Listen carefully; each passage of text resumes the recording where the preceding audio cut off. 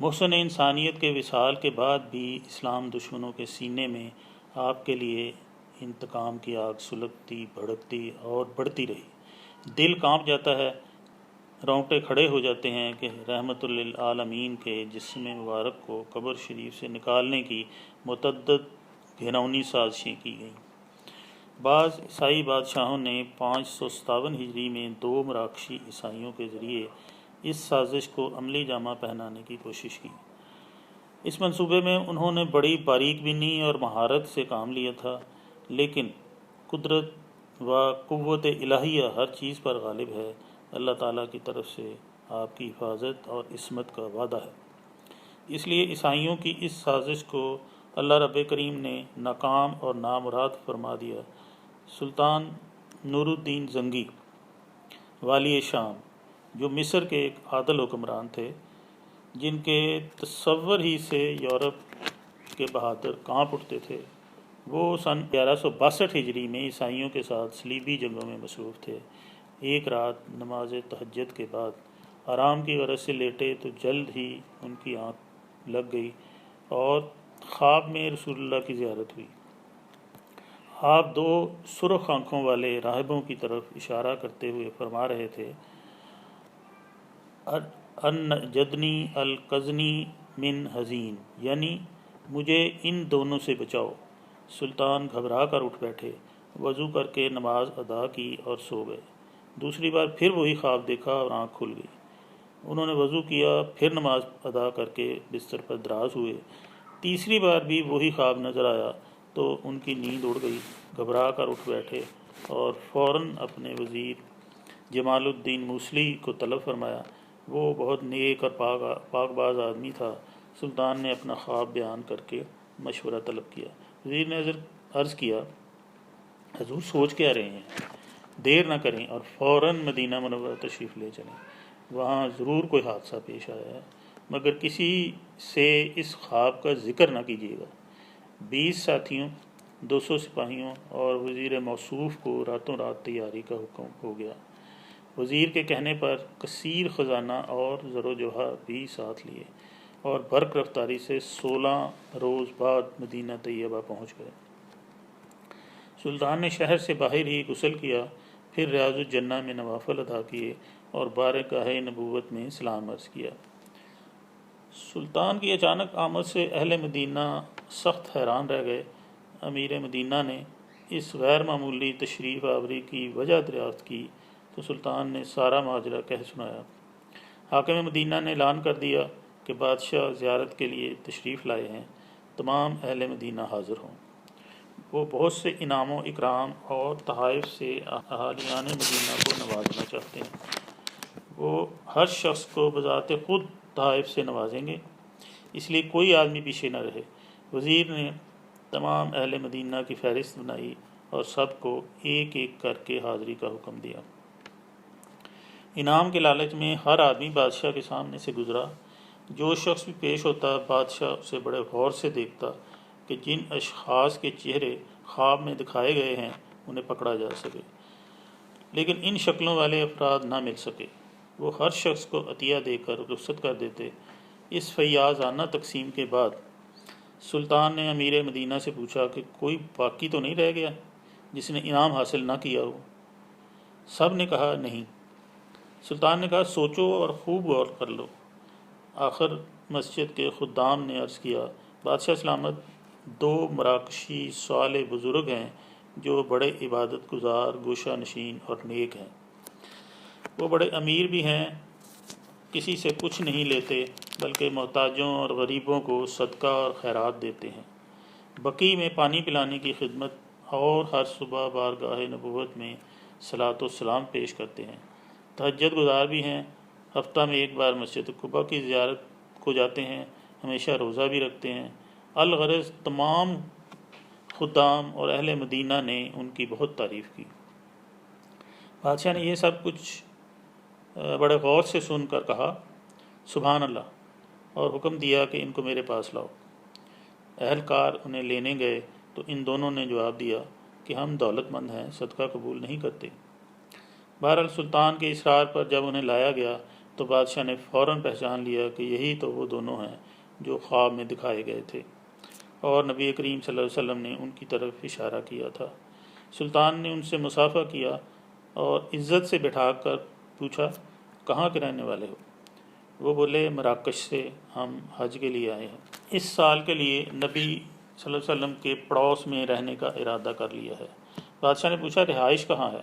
بولے، ایک مسافر خانہ جو حجرہ شریفہ کے قریب ہی ہے۔ بادشاہ گفتگو کرتے ہوئے ان دونوں کو ان کے مکان تک لے آیا، پھر اکیلا اس مکان میں گھومتا رہا۔ وہاں بہت سا مال و دولت موجود تھا۔ طاق میں قرآن مجید کا ایک نسخہ اور چند کتابیں موجود تھیں۔ سلطان سخت حیران ہوئے کہ یا الہی، یہ ماجرا کیا ہے؟ مایوس ہو کر واپس لوٹنے ہی والے تھے کہ کمرے میں پڑی ہوئی ایک بڑی چٹائی اور بوریا کو ہٹایا تو اس کے نیچے قد آدم سرنگ نظر آئی جو حجرہ شریف کی سمت جا رہی تھی۔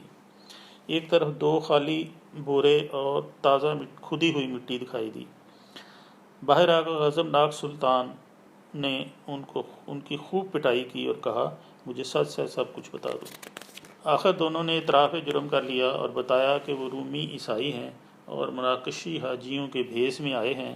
عیسائی بادشاہ نے اس خطرناک کام کے عوض بہت سا مال و دولت ہمیں دیا ہے، کام کی انجام دہی پر مزید دینے کا وعدہ بھی ہے۔ ہم آپ کے رسول کا جسد خاکی نکال کر لے جاتے اور روم پہنچا دینے کا منصوبہ بھی تیار تھا۔ اس سے مسلمانوں کا مرکز عقیدت ختم ہو جاتا اور ان کا شیرازہ بکھر جاتا۔ نیز ہم نے محب رسول کا جو ڈھونگ رچایا تھا وہ مدینہ والوں کی عقیدت حاصل کرنے کے لیے تھا کہ کوئی ہمارا سراغ نہ لگا سکے۔ ہم نے مسجد کے جنوب کی طرف قریب ترین مسافر خانہ میں مقیم ہو کر اپنے منصوبہ کو عملی جامہ پہنایا اور اس مکان سے روضہ تک سرنگ لگانی شروع کی، اور کئی برس کی محنت کے بعد اب یہ سرنگ جس میں اطہر تک پہنچ گئی ہے۔ رات کو جو مٹی نکالتے ہیں اسے چمڑے کے 2 تھیلوں میں بھر کر صبح ہونے سے پہلے جنت البقیع میں ادھر ادھر قبروں کے درمیان ڈال دیتے ہیں۔ لوگوں نے بتایا کہ پچھلی رات آسمان سخت کڑکا، بجلی چمکی اور ایسا زلزلہ آیا کہ معلوم ہوتا تھا پہاڑ اپنی جگہ سے ہل جائیں گے۔ اس رات کی صبح سلطان آ پہنچے اور ان ملعون لوگوں کو پکڑ کر اعتراف جرم کروا لیا۔ یہ واقعات سن کر سلطان پر رقت طاری ہو گئی اور آنسو جاری ہو گئے۔ اس وقت حجرہ شریف کے سامنے اہل مدینہ کی موجودگی میں ان کے سر تن سے جدا کر دیے۔ اس کے بعد سجدہ شکر بجا لائے اور فرمایا، الحمدللہ، اللہ نے اس کام کے لیے مجھے منتخب کیا اور کسی دوسرے کا انتخاب نہیں کیا۔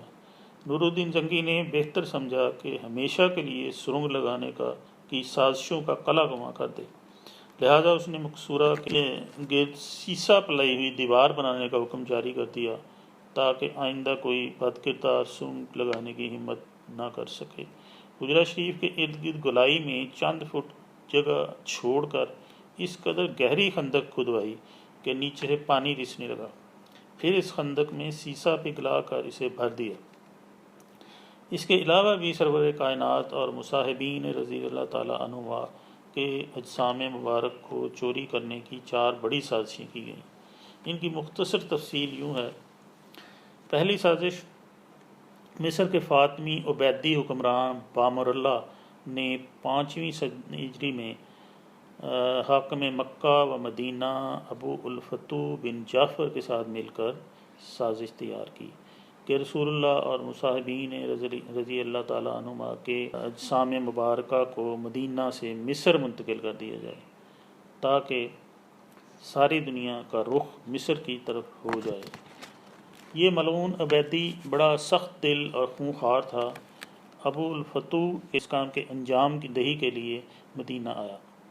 اہل مدینہ کو اس سازش کا علم ہوا تو لوگوں میں اس کے خلاف حد درجہ اشتعال، نفرت اور جوش پیدا ہو گیا۔ پھر شام ہوتے ہی ایسی آندھی چلی کہ زمین ہل کر رہ گئی۔ اس آندھی میں ابو الفتوح کے ساتھ آنے والے بہت سے انسان اور جانور گیندوں کی طرح لڑکتے ہوئے موت کے منہ میں چلے گئے۔ عبدالفتوح یہ دیکھ کر خوفزدہ ہو گیا اور اپنے ناپاک ارادے سے باز آ گیا۔ اللہ تعالیٰ نے اس طرح اپنے رسول صلی اللہ علیہ وسلم اور ساتھیوں کی حفاظت فرمائی۔ دوسری سازش۔ اس ملعون حاکم بامر اللہ عبیدی نے دوبارہ سازش تیار کی، لیکن اس بار بھی اسے رسوائی کا سامنا کرنا پڑا۔ بامر اللہ نے قبول مبارکہ کو اکھاڑنے کے لیے کچھ لوگ بھیجے۔ انہوں نے مسجد کے قریب ایک مکان میں رہائش اختیار کر کے کھدائی شروع کی تاکہ اللہ کے رسول کی قبر مبارک تک پہنچا جا سکے۔ اس دوران ایک کڑک دار روشنی نمودار ہوئی اور کوئی بڑی اونچی آواز میں چلا کر کہہ رہا تھا، لوگو، تمہارے نبی کی قبر کو اکھاڑا جا رہا ہے۔ لوگ دوڑے، تفتیش کی اور بالآخر اہل مدینہ نے سازشیوں کو پکڑ کر جہنم رسید کر دیا۔ تیسری سازش، جیسا کہ پہلے تفصیل سے تذکرہ ہو چکا ہے، جس میں عیسائیوں نے سرنگ تیار کی اور نور الدین زنگی نے سیسا پلائی ہوئی دیوار بنا کر ہمیشہ کے لیے ناکام بنا دیا۔ چوتھی سازش 578 ہجری میں شام کے عیسائیوں نے اکٹھے ہو کر کشتیاں تیار کیں اور ضروری جنگی تیاریاں بھی کر لیں۔ ان کا خوفناک منصوبہ یہ تھا کہ مدینہ منورہ میں زبردستی داخل ہو کر سرور کائنات کے جسم اطہر کو روضہ سے نکال کر لے جائیں۔ اس کا انہوں نے برملا اظہار و اعلان بھی کیا۔ جو بھی سامنے آیا اس کو تہ و تیگ کر دیا۔ قتل و غارت کا ایک بازار گرم تھا۔